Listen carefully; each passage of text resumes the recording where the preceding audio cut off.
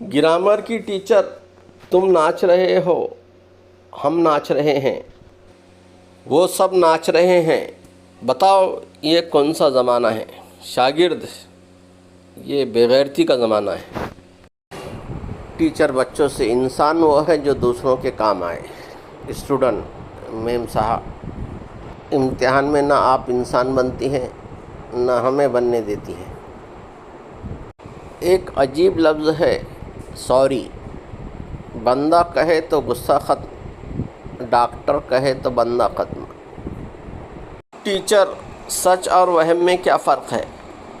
शरारती बच्चा, सर आप हमें पढ़ा रहे हैं ये सच है, और हम पढ़ रहे हैं ये आपका वहम है। मस्जिद में एक शख्स दुआ कर रहा था, या रब मेरे कारोबार में बरकत दे। पठान ने आवाज़ लगाई, कोई भी आमीन ना कहे, सब के सब मर जाओगे, ये साला कफन बेचता है।